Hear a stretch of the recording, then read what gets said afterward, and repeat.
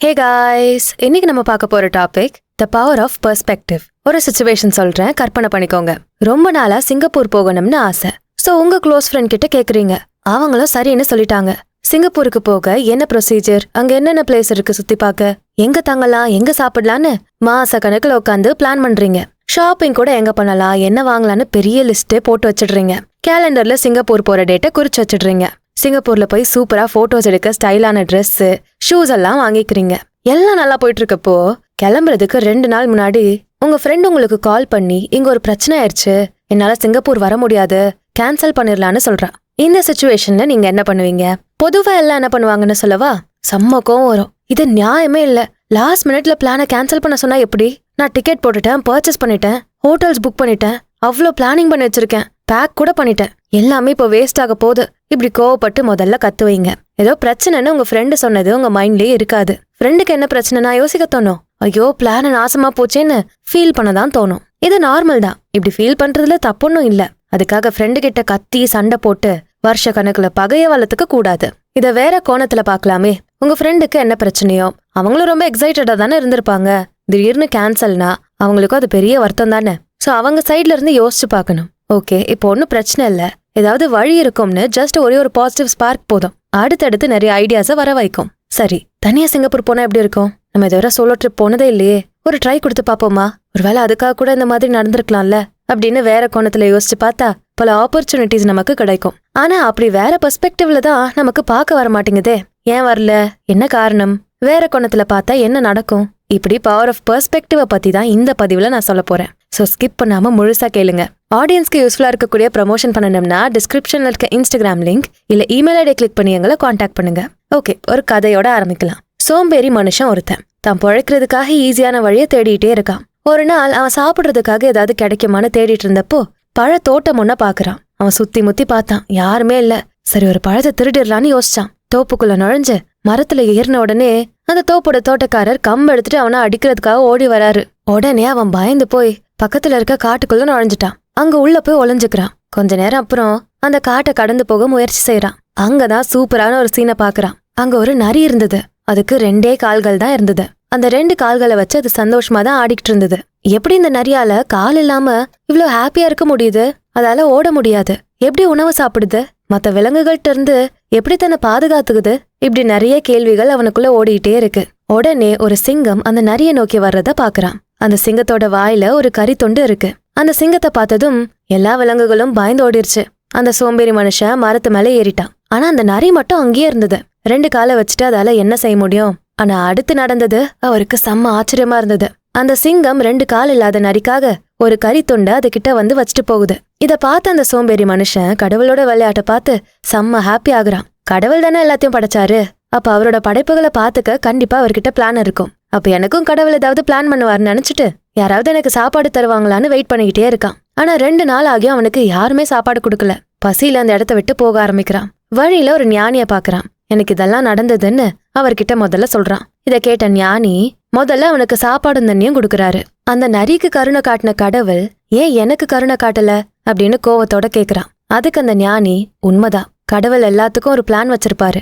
நீயுமே கடவுளோட பிளான்ல ஒரு பகுதி தான். அந்த சிங்கம் நரியோட சீனை நீ தப்பா புரிஞ்சுகிட்ட.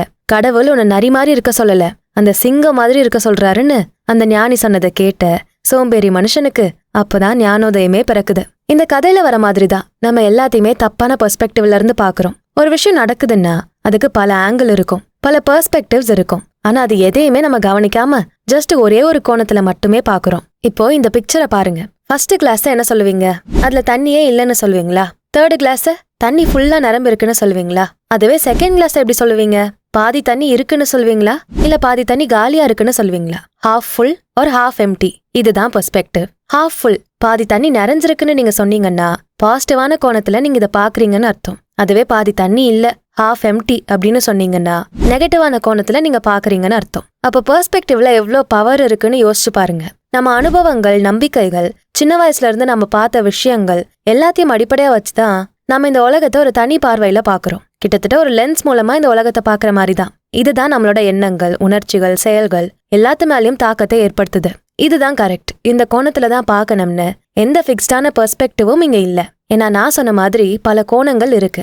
அதுல எதை நம்ம தேர்வு செய்யறோங்கிறது தான் இங்க முக்கியம். உங்க அப்பா அம்மா வீட்டுல உள்ளவங்கெல்லாம் நல்லா ஹார்ட் ஒர்க் பண்ணணும், நிறைய சம்பாதிக்கணும், உன்னோட தேவைகளை நீ பூர்த்தி பண்ணிக்கணும்னு சொல்லி சொல்லி வளர்த்திருந்தா தனி மனுஷனா பொறுப்போட நடந்துக்கிறது எப்படி, இண்டிபெண்டா இருக்கிறது எப்படின்னு நீங்க வாழ்க்கையை இந்த பெர்ஸ்பெக்டிவ்ல பாப்பீங்க.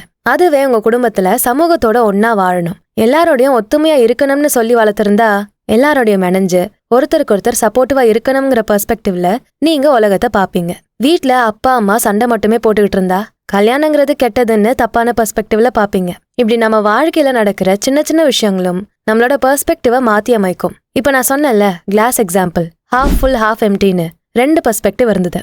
அதே மாதிரி கண்டிப்பா வாழ்க்கையில நடக்கிற எல்லாத்துக்குமே அட்லீஸ்ட் ஆப்ஷனலா ஒரு பெர்ஸ்பெக்டிவ் இருக்கும். அதை தான் நாம பார்க்கணும். எதுல கால் வச்சாலும் தோல்விதான் கிடைக்குதுன்னா அவ்வளவுதான், நான் எதுக்கும் லாய்க்கலன்னு பாக்குறது ஒரு கோணம்னா, ஓ இப்படி பண்ணதால தான் நம்ம தோத்துட்டோம், இனி இதை பண்ணாம இந்த ஐடியாவை யூஸ் பண்ணணும்னு நம்ம செஞ்ச தப்ப திரும்ப செய்யாம இருக்க ஒரு நல்ல வாய்ப்பா இந்த தோல்விய பார்க்கலாம். இது ஒரு பெர்ஸ்பெக்டிவ். ஒருத்தவங்க கஷ்டப்படுறாங்கன்னா அவங்கள இன்னும் கஷ்டப்படுத்தி காயப்படுத்தாம அவங்களோட இடத்துல இருந்து யோசிக்கணும். அவங்களோட இடத்துல நின்னு அவங்க என்ன பெர்ஸ்பெக்டிவ்ல பாக்குறாங்களோ அதுலயே நாமளும் பார்க்கணும். இந்த பெர்ஸ்பெக்டிவ் நம்ம பர்சனல் லைஃப்க்கு மட்டும் இல்லாம பிசினஸ், ஒர்க்னு ப்ரொஃபஷனல் லைஃபுக்கும் உதவும். பிசினஸ்ல லாஸ்ன்னதும் அதை தோல்வியா பார்க்காம வெவ்வேறு கோணங்கள்ல பார்த்தா தெளிவு கிடைக்கும், இன்னும் புரிதல் கிடைக்கும், ஏன் புது ஐடியாஸ் கூட வரலாம். அப்ப நாம பார்க்கக்கூடிய விதத்துல எவ்வளவு பவர் இருக்குன்னு யோசிச்சு பாருங்க.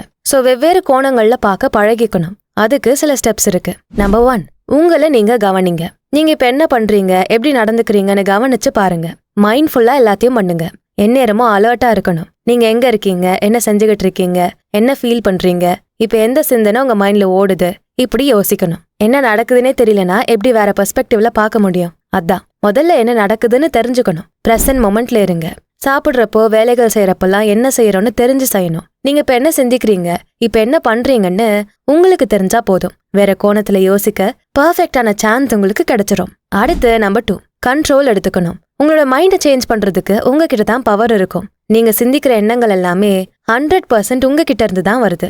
கரெக்ட் தான், வெளியில சில விஷயங்கள் நடக்குது, கடந்த காலத்துல நிறைய நடந்துச்சு. நீங்க ஃபாலோ பண்ணிட்டு இருக்க சில ஹேபிட்ஸ் இதெல்லாமே உங்க எண்ணங்களுக்கு காரணமா இருக்கும் தான். ஆனா அதெல்லாம் உங்க மைண்ட்ல எடுத்துக்கிறதுக்கு நீங்க மட்டும்தான் காரணம். உங்களோட சாய்ஸஸை நீங்க கண்டிப்பா தேர்வு செய்ய முடியும். அதுக்கான திறமை உங்ககிட்ட தான் இருக்கு. இது அடிக்கடி உங்ககிட்ட சொல்லிக்கோங்க.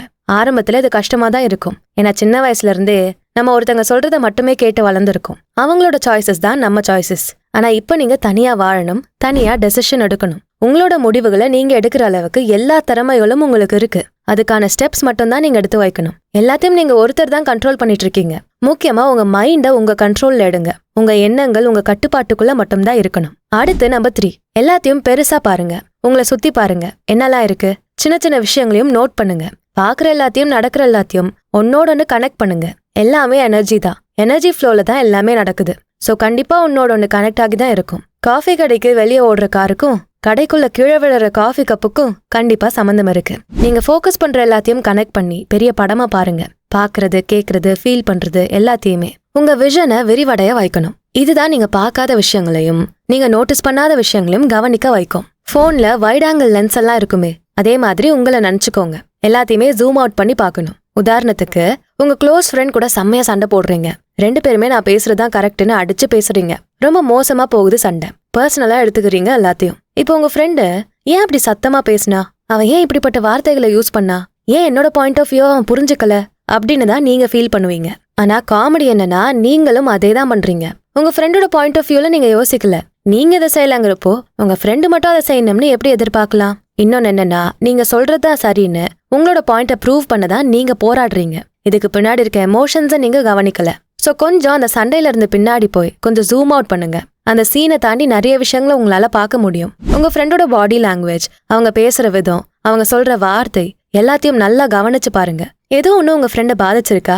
இப்படி பெரிய பிக்சரை நீங்க பாக்குறப்போ நல்லாவே அண்டர்ஸ்டாண்ட் பண்ணிக்க முடியும். உங்களை பத்தி மட்டுமே யோசிக்காம அடுத்தவங்களை பத்தியும் யோசிக்கணும். அவங்க கோணத்துல இருந்தும் பார்க்கணும். அடுத்து நம்பர் 4, கொஞ்சம் வெளிப்படையா இருக்கணும். ஒரே இடத்துல நம்ம ஸ்டக் ஆகி நின்னுட்டா, ஒரே இடத்துல மாட்டிக்கிட்டா வெவ்வேறு பெர்ஸ்பெக்டிவ்ஸ்ல எதையுமே பார்க்க முடியாது. வெளிப்படையா இருக்கணும். முன்னாடி நம்ம வச்சிருக்க ஐடியாஸ், நமக்கு ஏற்கனவே என்ன நடந்தது, இது எல்லாத்தையும் தூக்கி போட்டு இப்ப என்ன நடக்குதோ அதை கவனிக்கணும். இதுக்கப்புறம் எப்படி எல்லாத்தையும் பெட்டரா மாத்தலாம்னு பெர்ஸ்பெக்டிவ பெருசாக்கணும். அதுக்கு எல்லா பெர்ஸ்பெக்டிவ்ல இருந்து பாக்குறதுக்கு ஏத்த மாதிரி ஓப்பனா இருக்கணும். அடுத்து நம்பர் 5, அப்படியே ஆப்போசிட்டா யோசிக்கணும். நம்ம பாக்குற ஒரு பெர்ஸ்பெக்டிவ்க்கு அப்படியே ஆப்போசிட்டா என்ன இருக்குன்னு பட்டுன்னு குவிக்கா யோசிக்கணும். எல்லாத்துக்கும் 2 சைடு இருக்கும். காயின் எடுத்தா பூவா தலையான 2 பக்கம் இருக்கும். அந்த மாதிரிதான். உதாரணத்துக்கு நீங்க சமைச்சிருக்கீங்க, அந்த சமையல வீட்டுல எல்லாரும் சாப்பிட்டுட்டு கேவலமா இருக்குன்னு சொல்றாங்க. உடனே உங்களுக்கு கஷ்டமாயிருது. என்னடா இவ்ளோ எஃபர்ட் போட்டு செஞ்சோமே, இப்படி நெகட்டிவா சொல்றாங்களேன்னு ஃபீல் பண்றீங்க. இது அப்படியே ஆப்போசிட்டா யோசிங்க. அவங்க சொன்ன அந்த குறை உங்களுக்கு ஒரு வாய்ப்பா இருந்தா, அவங்க நீங்க கஷ்டப்படணும்னு அதை சொல்லல, உங்களை நீங்க இன்னும் பெட்டர் ஆக்கிக்கணும்னு அதை சொல்லியிருக்காங்கன்னு நீங்க ஆப்போசிட்டா யோசிச்சு பாருங்க. பாசிட்டிவான வைப் கிடைக்கும், வேற பெர்ஸ்பெக்டிவ் கிடைக்கும். கால்ல முள்ளு குத்தி ரத்தம் வருது, வலிக்குதே ரத்தம் வருதேன்னு நெகட்டிவா மட்டும் பார்க்காம, நல்ல வேலை கால்ல முள்ளு குத்துனதை என்னோட பாடி ஃபீல் பண்ணி பிரெயினுக்கு சிக்னல் அனுப்பிருக்கு, அதனாலதான் உடனே என்னால காலை தூக்கி பார்க்க முடிஞ்சிருக்கு. அந்த முள் அப்படியே காலிலே இருந்திருந்தா என்ன ஆயிருக்கும்? இதை நினைச்சு உங்க பாடிக்கு நன்றி சொல்லுங்க. சோ அதுக்கு அப்படியே ஆப்போசிட்டான சிந்தனை தான் இது. இதெல்லாம் கேக்குறப்போ இது என்ன பைத்தியக்காரத்தனமா இருக்கு, முள்ளு குத்துனா வலிக்குதுன்னு கத்ததான் செய்வோம் அப்படின்னு நினைக்கிறீங்களா? உங்க பாசிட்டிவ் மைண்ட் செட் அப்படிங்கிறது பெரிய பெரிய விஷயங்களை மட்டும் நீங்க பாசிட்டிவா யோசிக்கிறதுல தொடங்காது. சின்ன சின்ன விஷயங்களையும் நீங்க எப்படி பாசிட்டிவா பாக்குறீங்க அப்படிங்கறதுலதான் உங்க பாசிட்டிவ் மைண்ட் செட்டே உருவாகும். சோ அது எவ்வளவு சின்ன விஷயமா வேணா இருக்கட்டும், அது எல்லாத்தையும் பாசிட்டிவ் கோணத்துல இருந்து பார்க்க ஆரம்பிங்க. இப்படி நீங்க பார்க்க உங்களுக்கே தெரியாம இந்த உலகத்தையே பாசிட்டிவா நீங்க பாப்பீங்க, பாசிட்டிவா நினைப்பீங்க, உங்களுக்கும் பாசிட்டிவான விஷயங்கள் நடக்கும். அடுத்து நம்பர் 6, கற்பனை பண்ணணும். பெர்ஸ்பெக்டிவா மாத்தி பார்க்கணும்னா அதுக்கு கற்பனை ஒரு நல்ல வழி. நீங்க கற்பனை செஞ்சு பார்த்தா இன்னும் பிராடான பெர்ஸ்பெக்டிவ் கிடைக்கும். இது இப்படி நடந்திருக்கு, ஒருவேளை இப்படி நடந்திருந்தா என்ன ஆயிருக்கும் அப்படின்னு ஜஸ்ட் கற்பனை செஞ்சு பார்த்தா பக்காவா வேற கோணத்துல இருந்து உங்களால பார்க்க முடியும். ஒரு சிச்சுவேஷன்ல நீங்க மாட்டிக்கிட்டீங்க, வேற பெர்ஸ்பெக்டிவ்ல இருந்து யோசிச்சு பார்க்கணும் அப்படின்னா உடனே உங்க கற்பனையை தூண்டுங்க. கிரியேட்டிவா கற்பனை செஞ்சு பாருங்க, ஒரு வழி கிடைக்கும். வெவ்வேறு கோணங்கள்ல பாக்குறது அப்படிங்கிறது ஒரு கலை, அதை தினமும் பயிற்சி செய்யணும். மன அமைதி இருந்தா, நம்ம எண்ணங்கள் நம்ம கட்டுப்பாட்டுல இருந்தா இது ரொம்பவே ஈஸி. தியானம் பண்ணா இது மனசை அமைதியாக்கும், கவனத்தோட இருக்க வைக்கும். நம்ம உருவாக்கி வச்சிருக்க உலகம் நம்ம சிந்தனையினால் தான் நடந்திருக்கு. நம்ம சிந்தனையை மாத்தினா தானா இந்த உலகமும் மாறும். அதனால பல மக்களோட பாயிண்ட் ஆஃப் வியூவை கேளுங்க, அவங்க என்ன சிந்திப்பாங்கன்னு யோசிங்க. நிறைய மக்களோட பேசுங்க, பழகுங்க, அவங்கள படிங்க. உங்க எண்ணங்கள், உணர்ச்சிகள், செயல்கள் இதெல்லாம் என்ன சொல்லுதுன்னு பாருங்க. இது நம்மளோட சிந்தனையை அழகா மாத்தும். ஓப்பனா நம்மளால இருக்க முடியும். அண்ட் நன்றியோட இருக்க பழகணும். தினமும் நன்றி உணர்வை பயிற்சி செய்யணும். நம்மகிட்ட என்ன இருக்குன்னு நம்ம ஃபோக்கஸ் பண்ணாலே போதும், அதுவே பாசிட்டிவான பெர்ஸ்பெக்டிவா காட்டும். நம்ம கிட்ட என்ன இல்லைன்னு நம்ம ஃபோக்கஸ் பண்ணா அது நெகட்டிவிட்டியை தான் தூண்டும். நன்றி உணர்வு மத்தவங்க கிட்ட இருக்க நல்லதை பார்க்க வைக்கும், இந்த உலகத்துல இருக்க நல்லதை பார்க்க வைக்கும், வாழ்க்கையில பாசிட்டிவான மாற்றத்தை உருவாக்கும். மொத்தத்துல இந்த பெர்ஸ்பெக்டிவ் தான் சக்தி வாய்ந்த கருவி. இதை வச்சு வாழ்க்கையில எந்த சவாலா இருந்தாலும் நம்ம சமாளிக்க முடியும். வலுவான உணர்வுகளை கட்டமைக்கலாம், பாசிட்டிவான மாற்றத்தை கொண்டு வரலாம். சோ பெர்ஸ்பெக்டிவை மாத்துங்க, பல ஆங்கிள் இருந்து யோசிங்க. உங்க முடிவுகள் எல்லாத்துக்கு பின்னாடியும் சரியான பெர்ஸ்பெக்டிவ் இருக்கணும். இது உங்க வாழ்க்கையிலும் பாசிட்டிவான மாற்றத்தை ஏற்படுத்தும். நீங்க பாக்குற உங்க உலகத்தையுமே பாசிட்டிவா மாத்தும். இந்த வீடியோ உங்களுக்கு ஹெல்ப்ஃபுல்லா இருந்திருக்கும்னு நம்புறேன். இந்த வீடியோ உங்களுக்கு பிடிச்சிருந்தா இதுக்கு ஒரு லைக்கை போட்டுட்டு உங்க ஃப்ரெண்ட்ஸ் அண்ட் ஃபேமிலிக்கு ஷேர் பண்ணுங்க. நம்ம channel beyond the ordinary and body and soul Tamil ரெண்டுத்துக்கும் சப்ஸ்கிரைப் பண்ணிட்டு பெல் ஐகானை அழுத்திடுங்க. நான் உங்களை அடுத்த வீடியோல பாக்குறேன். நன்றி.